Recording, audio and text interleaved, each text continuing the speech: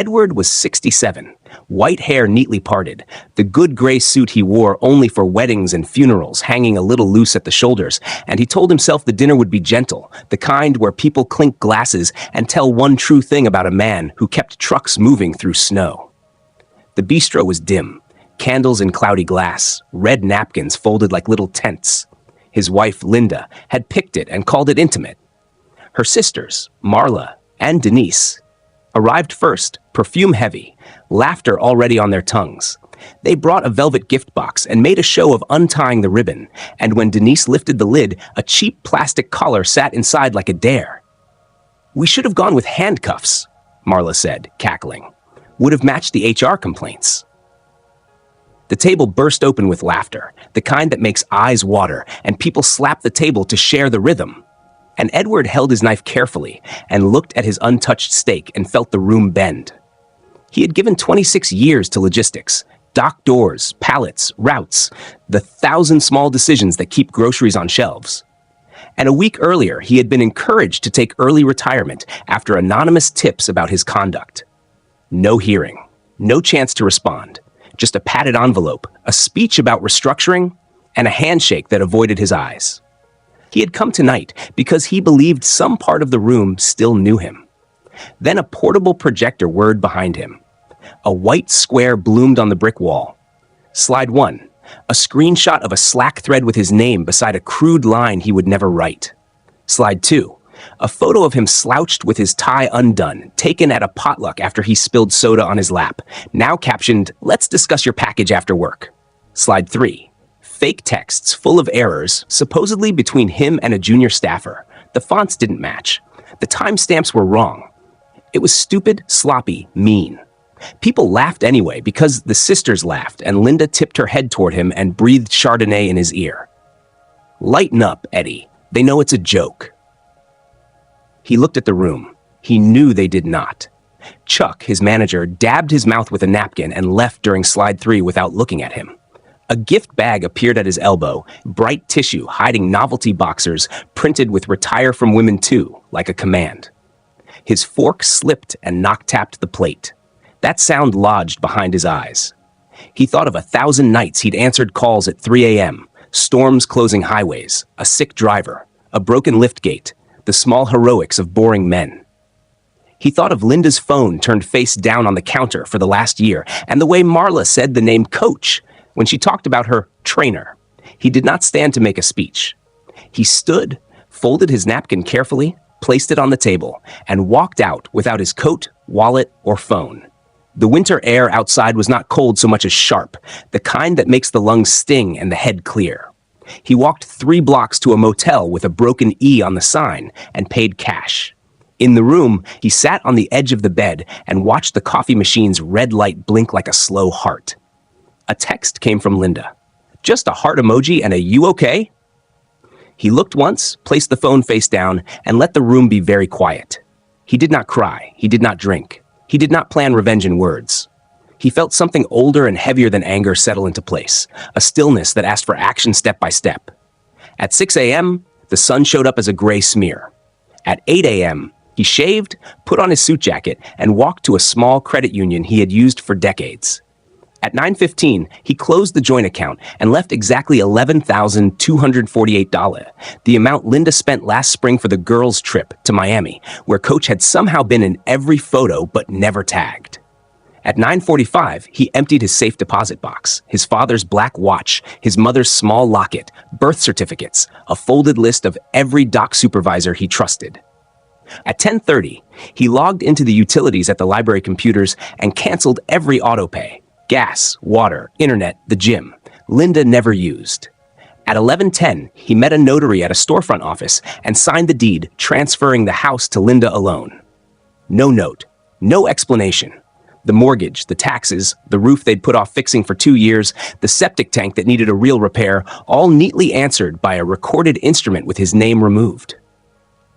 At noon, he bought a prepaid phone, a plain backpack, 2 changes of clothes, and socks. He kept his father's watch on his wrist because that was the one weight he wanted to carry. At 1:20, he slid his old phone under a vending machine in the motel hallway and listened to it vibrate against metal for a second before the sound stopped. At 2:05, he stood at a government office window and changed his last name to his mother's maiden name, Bennett, a word that felt like a coat he had borrowed that fit better than expected. At 3:40, he bought a Greyhound ticket to a city where no one he knew lived. He sat in the back, pulled his cap low, kept his hands open on his knees, and let the bus rock through slush. The day rewound itself in his head in order, each choice clean and small. He thought of Linda at the bistro, head thrown back, laughing with her sisters, a laugh sharp enough to cut rope. He thought of Chuck's napkin and the way the projector hum swallowed the room. He thought of being 67 and still able to lift a case of paper towels with one hand. He watched a boy fall asleep against his mother's shoulder 2 rows up and felt the bus, the road, the country itself holding many lives that never made slides. He did not compose a letter. He did not plan a speech. He pictured a whiteboard wiped clean, a grid of streets, a schedule that worked because someone had moved the pieces the right way at the right time. The bus stopped in the dark at a service station, and he bought coffee and a plain sandwich and sat beside a man in a work jacket who snored lightly and smelled like axle grease. He listened. He liked the sound. He kept going. In the empty miles after midnight, he let the thought come that he was done being the man who waited for rooms to behave. He would not return to demand respect, because respect asked for is not given. It is rented and pulled back at the first missed payment. He would make himself small and quiet and free and useful, and then something else. He would not tell anyone. He would let the work tell the story and keep his name off it. Morning would come. There would be floors to mop, loading docks to sweep, and somewhere a whiteboard with the wrong arrows that a steady hand could set right. The bus hissed and took the next on-ramp, and Edward, who had been Edward Fairchild when the candles were lit, became Edward Bennett when the highway opened, and no one on that bus knew the difference. That was the point. Edward rode the overnight bus to a city where his name had never mattered, got off before dawn when the driver called the stop in a sleepy voice, and walked 2 blocks to a weekly motel that rented by the night in cash and did not ask for ID if a guest looked tired enough. The clerk slid a key across the counter and pointed to a soda machine that worked only if you kicked the bottom left corner. And Edward thanked him and slept 6 hours straight with the TV off and his father's black watch on his wrist as a quiet anchor to a life he had chosen to leave. He woke, shaved with a disposable razor, and walked the main road until he found a hand-lettered sign that said, "Help Wanted. Nights, no questions, pay Friday." It was a janitorial contractor that sent 2 men and a bucket to offices when the lights were out. He filled out a form with his new last name, Bennett, wrote experience, warehouses, floors, docks, and kept the rest blank. That night at 10 p.m., he pushed a mop through a lobby that smelled like lemon and printer ink and learned the routes of a building the way he had learned the routes of a city, where the doors stuck, where the air hissed from vents, where dust hid in corners that no checklist mentioned. He liked the work because it did not talk back. He ate from a lunchbox he bought at a drugstore and kept a small notebook in his pocket. Not for names, but for numbers. Minutes between floors, steps from loading dock to elevator, seconds saved when you turn right instead of left at a T hallway. He walked home at 3 a.m. past a bakery that started its ovens early and found the smell of bread honest. He did not use a credit card. He paid for everything in cash, folded bills into the front pocket of his jeans, and kept only what he needed in the room. 2 shirts, 1 extra pair of pants, socks, the watch, a toothbrush, and a folded paper with bus schedules. He spoke to people as needed and no more. He found a laundromat that was open late and learned the owner's name was Pilar from the sign above the counter. He did not tell her his story, and she did not ask. In the first week, Linda left 13 voicemails that began with anger and slid into honey and then back into anger. "You made a fool of me," she said on Monday. "You're overreacting," she said on Tuesday. "Call me," she said 5 times on Wednesday, then sent a heart emoji and a photo of a wine glass with a caption that said, "Girls' Night." On Thursday, she learned the joint account had been closed with $11,248 left behind, and the number pressed on her like a hand to the chest, because it was the exact price of the Miami trip last spring, when she told people the trainer called coach would happen to be in town. And now she understood that nothing in Edward's life had ever been an accident. On Friday, she opened the mail and found a recorded deed with her name alone and a simple transfer signed at a date and time she could not argue with. The mortgage company confirmed it without warmth. "The instrument is recorded," the voice said. "Responsibility follows title." She called HR to demand an apology for the dinner joke, but HR had stopped laughing. Chuck had forwarded an internal email with screenshots to legal to cover himself, and legal had asked IT to compare the fake Slack logs against the company archive. The messages did not exist, the fonts were wrong, and an attached image retained metadata that tied back to Marla's home router. The company did not call the police, but it sent a letter that used hard words: defamation, reputational harm, hostile environment, and then stopped speaking to Linda at all. Her sisters fought. Marla said the neighbor's Wi-Fi had bounced. Denise said Edward was being dramatic, and Linda said none of it mattered because everything would blow over if he just came home and laughed like a good sport. He did not come home. A month in, the roof began to leak where Edward had warned it would. The septic stank. The tax bill arrived, and the gym charged a late fee for a membership Linda never used. She called a private investigator with a thick neck and a promise of 7 to 10 business days. He found nothing beyond the notarized deed and a bus ticket paid in cash that could have been anyone's. "He's a pride case," the PI said, shrugging over coffee. "These types sometimes take it bad." She sent him away and hired a second investigator who spoke like a computer. He ran traffic cameras, scraped obituaries, searched bus manifests, and tried face recognition against DMV photos in 3 states. He came back with the same answer. If he's out there, he is not using your name, and he is not leaving marks a normal man leaves. Linda switched to hunting herself because hunting gave her a job. She made a burner Facebook account with a picture of a golden retriever, joined community groups in towns where she thought Edward might hide, and posted photos from old reunions with captions like, "Remember this guy? He was so funny!" She scrolled until her eyes hurt, and then scrolled more. She told friends the dinner had been silly, that Edward had taken it wrong, that it was the sisters, and "we all know Eddie." People nodded, but then they asked careful questions she could not answer. Why no unemployment claim? Why no pension withdrawal? Why no obituary? No police report? No lawyer? Holidays came and went. At Thanksgiving, she set a place at the table and told herself it was to make a point to her sisters, but she ate early and washed the plate before anyone arrived. At Christmas, she stood at a window while carols played and watched the street like it might produce him if she stared hard enough. She slept badly and woke to small house noises that sounded like guilt.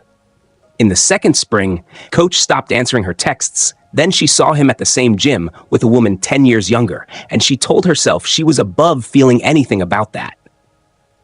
In the third year, she sold the second car and the good china and told herself she preferred paper plates because they were easy. The sisters spoke less. Denise moved 800 miles away with a man from a dating app, and Marla stayed close but grew quiet when anyone said Edward's name. Meanwhile, Edward changed rooms and jobs with the seasons, moving when a place started to feel like a habit. He scrubbed loading docks at 3 a.m. for a seafood warehouse where men laughed in the cold and called each other by nicknames that did not need backstories. And he worked a month on a road crew where the foreman paid cash on Fridays out of a metal box. And he filled in for a dishwasher whose mother got sick and left town. Each job taught him a small thing that fit into a bigger thing he could not yet see, but trusted would show itself if he kept his eyes open. He kept his notebook. He wrote down what he learned about wasted miles and deadhead returns, and how drivers actually choose lanes when maps say one thing and traffic tells another. He drew arrows in the margins and wrote 5 min saved and turns kill momentum and Dock 4 freezes door. He went to the public library in the afternoons and read trade magazines without checking them out. He took his boots off at the door of his room because his mother had taught him that you do not carry dirt where you sleep. He gave a quiet part of his pay to a church pantry without signing a form, because he had work and others did not. He called no one. He let his silence be his shelter.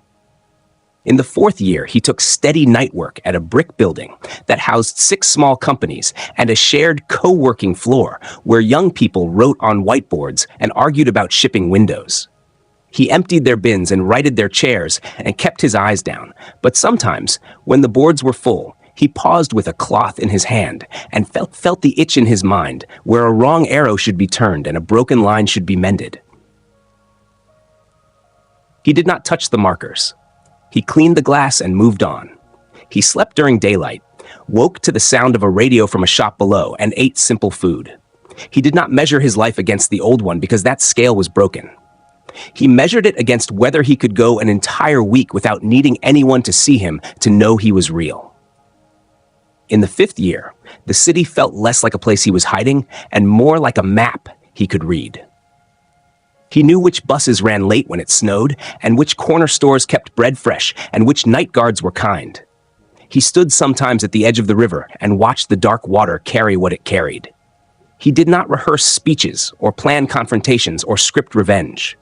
He thought instead about what he now had that was strong: time to think, work that did not lie, a clear head, and the freedom to choose where to put his effort. On a Tuesday in early winter, the building he cleaned took on a new tenant upstairs. A startup with a name that sounded like a verb. They brought in whiteboards taller than a man and rolled in pallets of cheap chairs. And their first night looked like a school project that got out of hand. Edward wiped fingerprints off the glass, took in the diagrams with one glance, and kept walking. He told himself that tomorrow he would do the same. He did not know yet that tomorrow would be the first small step toward a life that would bring him back into Linda's sight on a Christmas night. Not as a man who begged to be understood, but as a man whose answer would be 2 words she could never spend. The new tenant upstairs called themselves something bright and young. Routeforge or Routeflow, the name shifted in Edward's head because names did not matter as much as the work. But on their first night, they rolled in tall whiteboards, racks of cheap chairs, and a stack of cardboard that said Fraggle, while everyone handled it like nothing could break. Edward wheeled his cart past them at 2 a.m., wiped a fingerprint off the glass door, and saw the board full of arrows that pushed trucks into left turns during rush hour, which any driver would tell you is how you turn minutes into anger. He cleaned the conference room, emptied bins, and before he left, he took the thin dry erase marker the interns always forgot to cap, and wrote one small line at the bottom edge where it might survive the morning. Try 3-block clusters and fewer lefts. Idle drops fast. The next night, his note was circled in blue, not wiped, and someone had written, "Who wrote this?" with a smiley face. Edward said nothing, cleaned the kitchenette, and on the way out added another thin line on a different board. Your carton compression breaks pallet stability at 7 high. Flip logic, or you'll tip at volume. A week passed like that. Quiet marks that improved loads by inches. And then the CEO showed up early and caught him moving magnets on a wall map to show a different sequence through the south corridor. The kid's name was Eli, 29 with a neat beard and soft hands, and he stood in the doorway for a second, like he wasn't sure if he was about to scold or say thank you. "You write this?" he asked finally, tapping the edge of the board. "I did," Edward said, and kept his voice flat. "You want a job?" Eli tried on a grin. "I have one," Edward answered, tapping the mop handle without smiling. "You're wasting your brain on floors," Eli said. "You're wasting your servers on bad math," Edward said, and that made the kid laugh for real, the kind of laugh that is not cruel. They met 2 mornings later at a diner that opened before dawn, the kind with coffee that never stops and eggs that arrive in 5 minutes no matter how you ask for them. Edward brought a pocket notebook. Eli brought a laptop with more tabs open than any one person should manage. Edward started simple. Dock doors are bottlenecks, not footnotes. Your algorithm ignores union breaks. A snowbelt grid should bias right turns on odd weeks because plows leave berms. Time windows should anchor to school zones, not postcodes. Eli listened and wrote, and then asked if Edward would come in twice a week as a consultant. "No payroll," Edward said. I'll invoice. He bought a state business license the next day at a storefront office with plastic chairs and flickering fluorescent tubes. He called the company Bennett Ward Advisors because it sounded like two people, not one old man with a mop, and because Bennett was the name that fit and Ward was the name of the street where the laundromat stood. He opened a tiny bank account with a new EIN, rented a mailbox in the lobby of a building full of insurance agents, and wrote his first invoice with a pencil because pens felt too loud. Payments were small at first, then steady. He asked for a fraction of equity in place of a raise and told Eli to put the paperwork through outside counsel with no photo, no bio, and the kind of redactions that make people stop asking questions. The first pilot went to a regional grocer with narrow margins and worn trucks. Edward sat in the back during the kickoff, wearing boots that squeaked and kept notes on a napkin. Drivers hate tablet taps at docks. Allow phone fallback. Shift Zone 6 to Zone 2 on Wednesdays because the church pantry floods the side streets with parked cars. 6 weeks later, the grocer's delivery times dropped 18%. Returns on spoiled produce fell hard, and a soft-spoken woman from finance shook Eli's hand like he'd saved a limb. She did not look at Edward because no one introduced him, which he liked. Eli asked him to attend an investor meeting. Edward said he'd come if he could sit near the door and leave before photos. He wrote 3 slides for Eli on paper and watched the kid turn them into clean decks with rounded corners. Dock-to-door reality. Turn cost. Weather truth. The investors nodded like they understood, and one of them said, "Who's your ops brain?" And Eli said, "A veteran who prefers the night shift," and moved on. When the first check cleared, Edward did not buy a car. He bought the building. It had been in quiet trouble for a year, the owner missing payments, the bank not eager to own another block of brick, and the auction notice went up with small letters most people do not read. Edward read it. He made a cashier's check, signed papers through a holding company called Pine Street Properties, kept the janitorial contract intact, and lowered Route Forge's rent because cash flow can choke a young company the same way a left turn can choke a route. He kept a small office for himself behind a door that looked like a supply closet.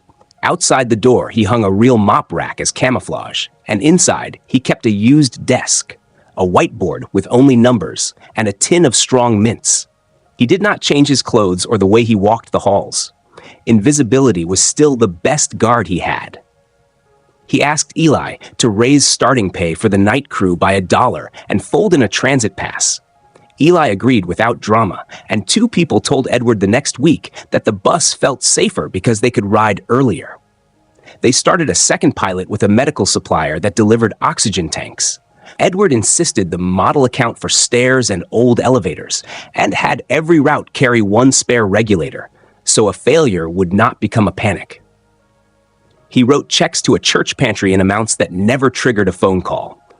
Fixed Pilar's laundromat roof during a quiet week with a contractor who did not ask questions, and kept giving socks to the shelter because men ask for socks when they are allowed to ask for only one thing. A trade site wrote an article 6 months later that called him the silent partner behind a logistics leap and printed no photo because there was none. The caption on a gala picture said only CEO Eli Hart with an unnamed advisor. Edward cut the article out and slid it into a drawer he rarely opened.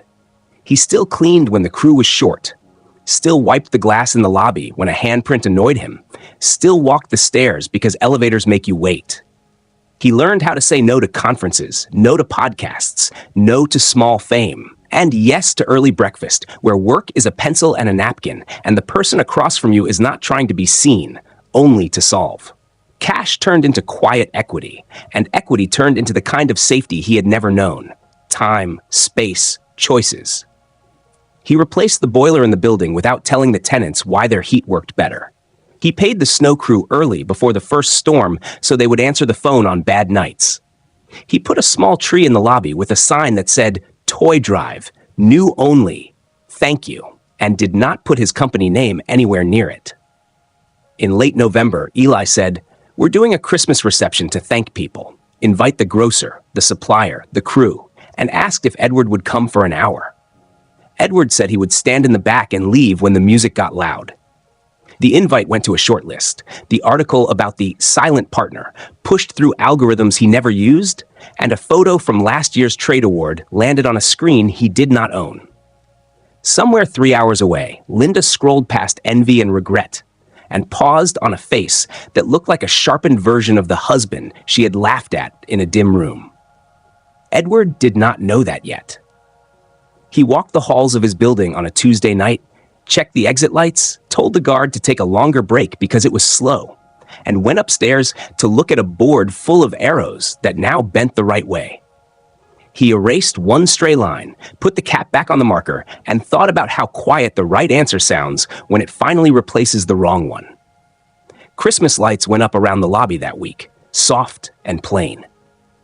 He watched a volunteer set a first wrapped toy under the tree and felt the room hold its breath like something good had been placed where harm used to sit. It happened in the last week before Christmas, on a gray afternoon when the city felt wrapped in tinfoil light and people hurried with bags that bumped their knees. Linda sat on her couch with the cracked tablet on her lap, scrolling past pictures of trees and matching pajamas, and an article slid into her feed from a trade site she did not follow. The kind of site that spoke in tidy graphs and small victories. The headline meant nothing to her. Regional startup redraws last mile map. But the photo made her stop breathing for half a second. A glass hall, winter lights out of focus behind a podium, Eli smiling with his suit too slim for December, and beside him a man in a charcoal jacket, hands in pockets, chin slightly down, eyes steady in a way she knew from 1,000 breakfasts. There was no name in the caption, only silent partner looks on. But the jaw, the way the shoulders sat square, and the black watch band at the wrist were not guesses. She pinched the screen to zoom, saw the silver hair cut close, the face thinner, the mouth not smiling for the camera, and said aloud to an empty room, "Edward." A thin line of panic ran through her like cold water. She opened the article, which said the company would hold a small shareholder reception and toy drive at their building on Friday at 7. She did not call anyone. She grabbed her coat, found her old heels at the back of the closet, and borrowed her neighbor's dented silver Kia with the dashboard lights that blinked like a tired Christmas tree. She drove 3 hours in slow traffic, with the heater fighting a losing battle against a draft she could not find. And on the way, she tried to decide whether she was angry or hopeful or simply afraid. Each time she chose one, the other two crowded back.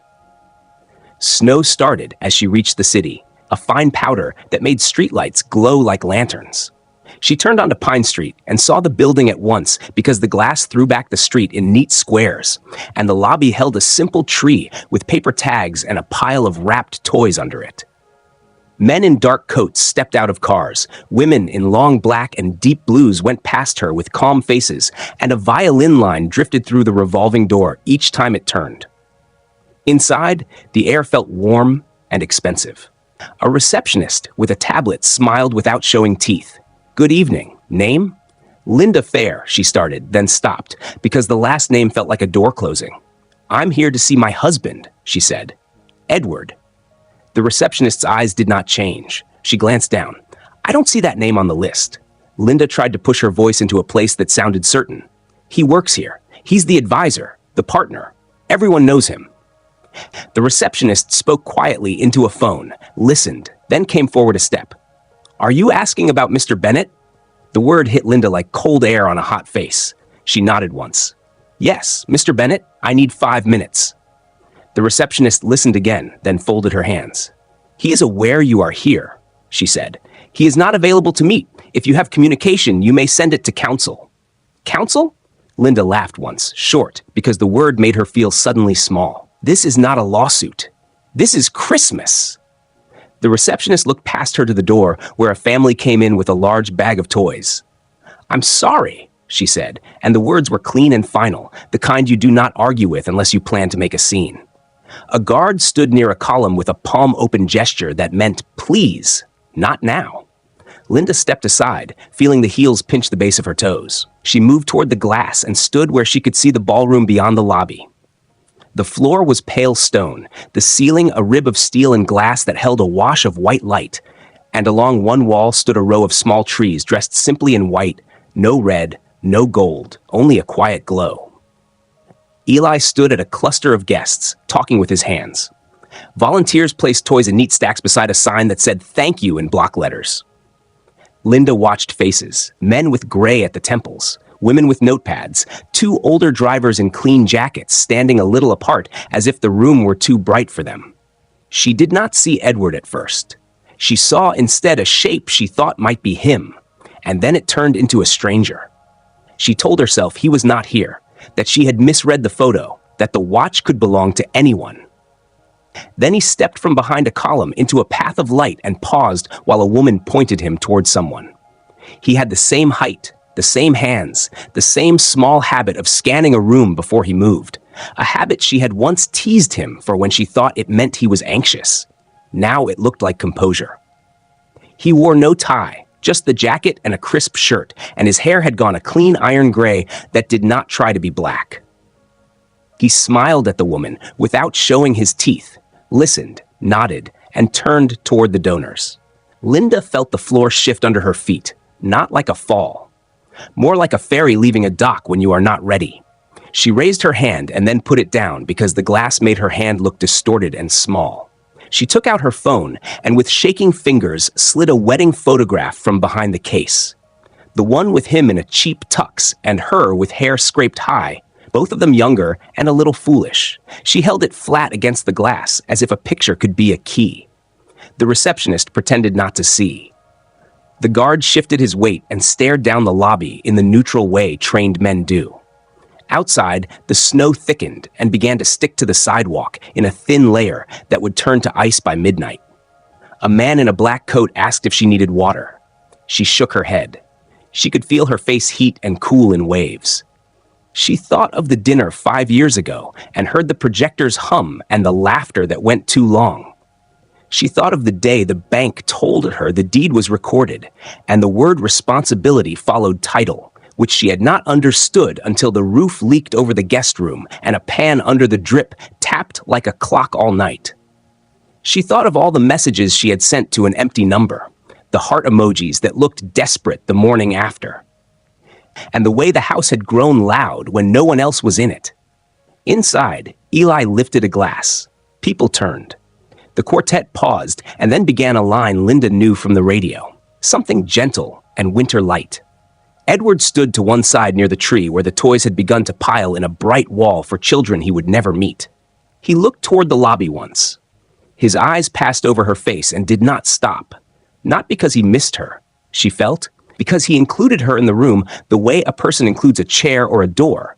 Present, accounted for, not chosen. The violin notes ran smooth. A child in a red coat laughed at a stack of wrapped boxes. A woman brushed snow from her shoulders and set down 2 dolls at the base of the tree. A man in a delivery jacket took a paper cup of coffee and cradled it in both hands. Time stretched thin and did not tear. Linda stood very straight, breath fogging the glass in a small oval. She pressed her thumb against the old photo and felt the slick paper give. She had come for an argument, for a confession, for a scene that would let her lash out and be done.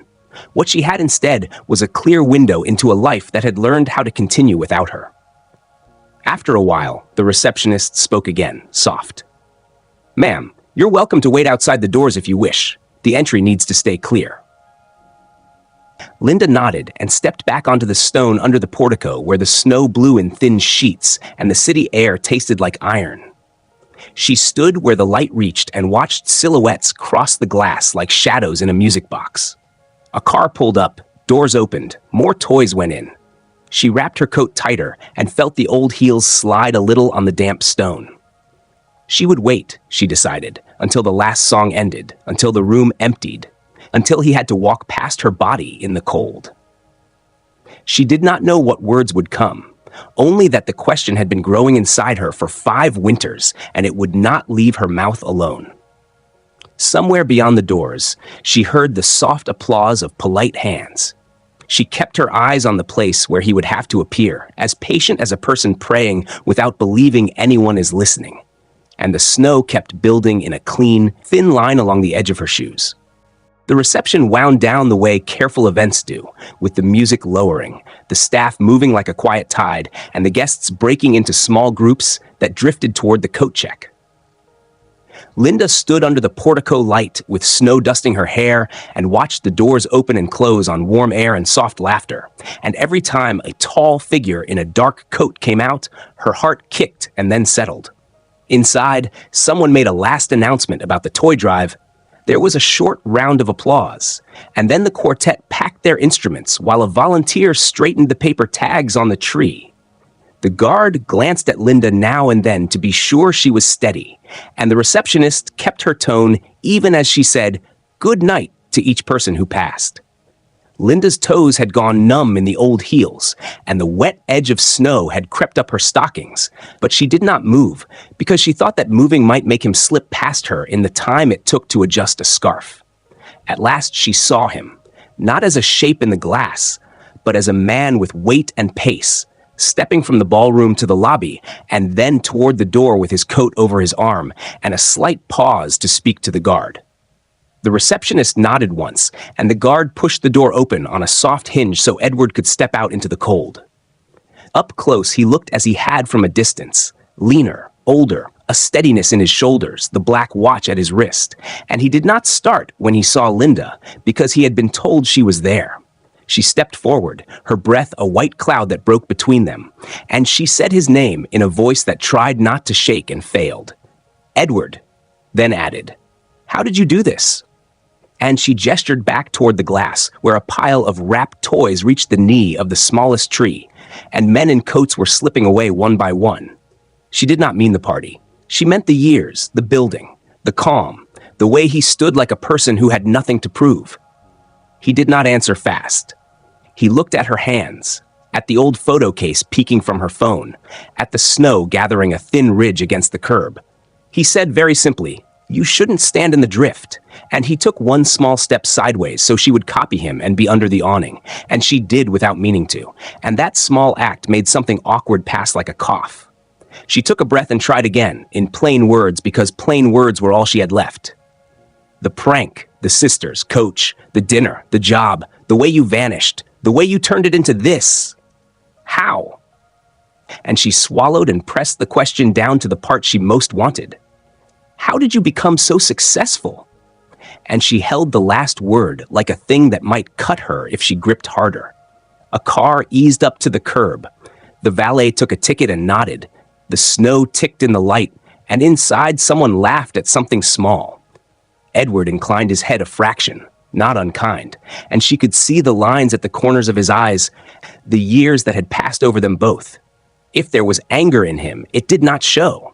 If there was pity, it did not either. What showed was measurement, the same look he had given storm maps and delivery grids when a night could be saved by one right turn. She reached for his sleeve, like she had once reached across a kitchen to pick a crumb from his shirt, and stopped herself short, because the fabric and the moment told her no. It struck her then that there would be no long argument, no list of things she could push against until he slipped, and that struck hard. She tried one more time, pressing the words faster. After we, I know what the dinner did. I know what the slides did. I know what I did. But I need one thing from you. I need to know what you did next, what you chose, how you climbed, because I can't stand not knowing what you became without me." And the last 4 words made her voice crack. Edward looked toward the street and then back to her and set his coat over his forearm like a man ready to walk.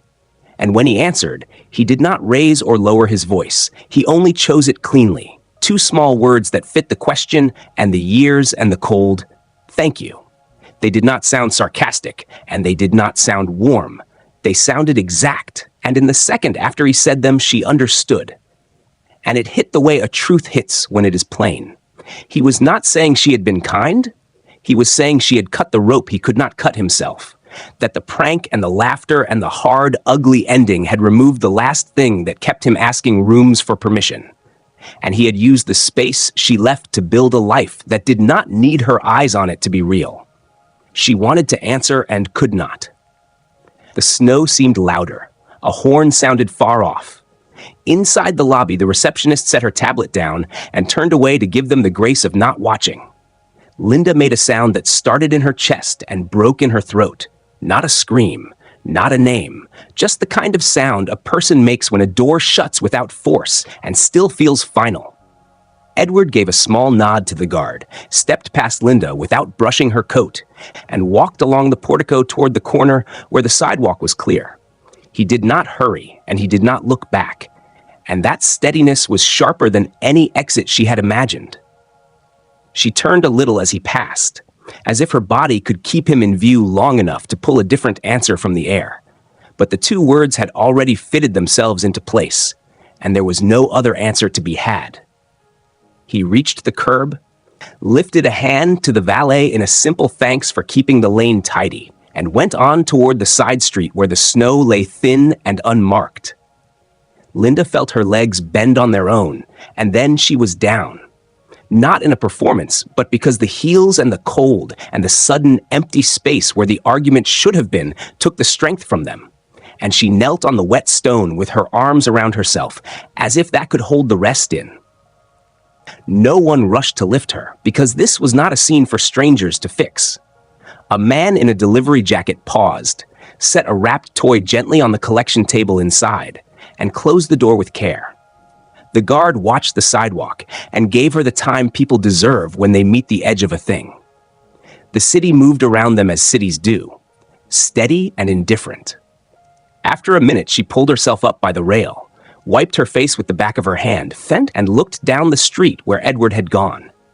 The line of his footprints was already softening under new snow, and there was nothing to follow that would bring back the years. She put the old wedding photo back under her phone case because she did not know what else to do with it.